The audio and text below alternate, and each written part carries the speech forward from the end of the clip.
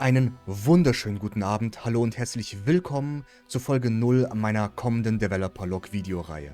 Folge 0 und nicht 1, weil ich mir dachte, dass ich in diesem Video erstmal sowohl das Projekt als auch mich selbst vorstelle, bevor ich in den kommenden Videos tatsächliche Fortschritte des Projekts zeige.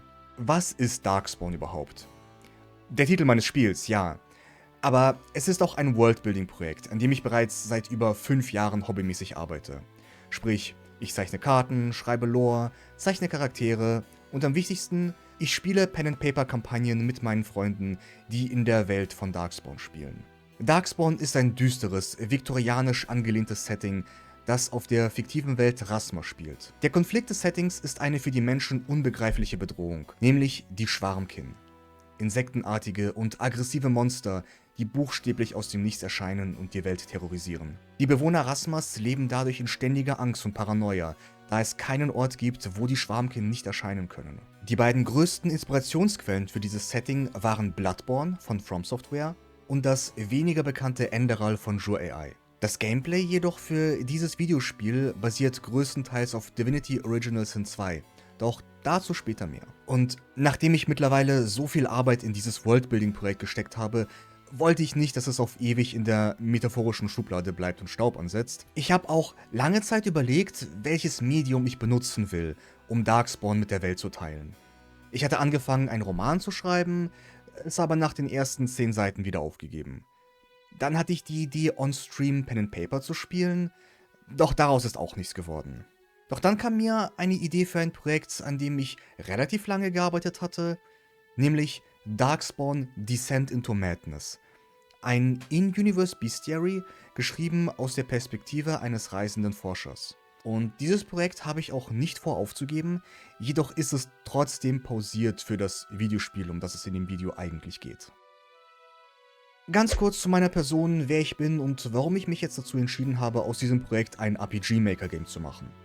Ich habe an der Media Design Hochschule Game Design studiert, habe danach bei Grimlore Games an den Projekten Spellforce 3 Reforced und Titan Quest 2 als Leveldesigner mitgewirkt. Letzteres jedoch nur relativ kurz, da ich kurz danach den Job gewechselt habe. Das letzte Jahr arbeitete ich bei Wegen Barto Games an The Murder Hotel, eine wirklich sehr gute Murder Mystery Visual Novel, die ich Fans dieses Genres nur empfehlen kann. Und da Game Design schon immer das war, was ich immer machen wollte, habe ich mich für Darkspawn jetzt letztendlich dafür entschieden, aus diesem Worldbuilding-Projekt ein Videospiel zu machen. Aber warum RPG Maker und nicht Godot oder Unity?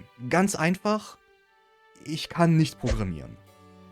Und ich weiß, dass die meisten von euch jetzt etwas skeptischer dem Projekt gegenüber sein werden, aber ich kann euch beruhigen, wir haben einen Coder im Team.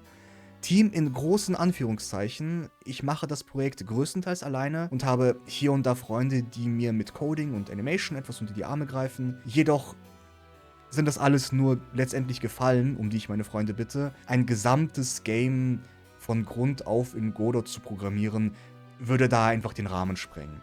Vor allem, da besagter Programmierer ebenfalls an seinem eigenen Indie-Game in Godot arbeitet. Was will ich mit dem Videogame konkret erreichen? Was ist meine Vision für dieses Spiel?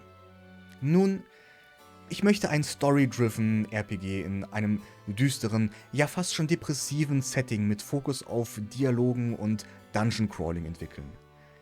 Ich möchte nicht, dass Darkspawn zu einem weiteren, ja, Cookie-Cutter-RPG-Maker-Game wird, jedoch möchte ich mich auch nicht zu sehr von der RPG-Maker-Szene distanzieren. Da möchte ich einfach eine gesunde Balance in der Hinsicht finden. Beispielsweise will ich, dass Darkspawn sich mit dem Combat etwas hervorhebt. Dafür benutzen wir das Tactical Battle System Plugin von Le Code, um ein, ja, Fire Emblem ähnliches Top-Down-Combat-System zu haben. Und des Weiteren möchte ich auch ein bisschen diese klassische RPG-Schiene fahren, sprich, dass man eben wirklich Attribute hat wie Stärke, Intelligenz, Willenskraft, die man eben braucht, um gewisse Dinge zu unlocken, seien es jetzt verschlossene Truhen öffnen oder sogar NPCs im Dialog zu überzeugen oder erkennen, wenn sie lügen auch zum Beispiel. Doch auch die Fähigkeiten, die die Charaktere einsetzen können, werden durch das Finden oder den Kauf von Skillbüchern erlernt, sofern das richtige Fighting-Style-Talent geskillt wurde. Denn in Darkspawn gibt es keine vorgefertigten Klassen. Diese stellt ihr euch selbst zusammen aus verschiedenen Komponenten wie Attribute, Fighting Styles, Ausrüstungen und Fähigkeiten. Und das ist der Punkt, der eben von Divinity inspiriert ist, was ich vorhin meinte. Diese Stat Requirements sind durch das Stat and Skill Levels Plugin von LTN Games möglich. In der konkreten Story von Darkspawn spielt man Chloe, die Tochter eines berühmten Wissenschaftlers, der jedoch bei seiner Forschung über die Schwarmkind verrückt geworden ist.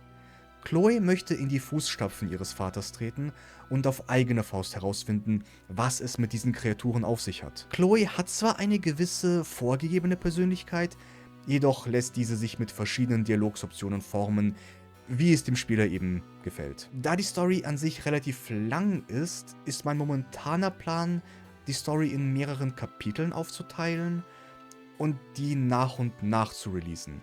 Aber das ist momentan noch absolute Zukunftsmusik. Ich weiß, ich habe mir sehr viel für dieses Projekt vorgenommen, aber ich habe bereits an anderen Videospielen gearbeitet, gehe also nicht komplett blind in dieses Projekt rein.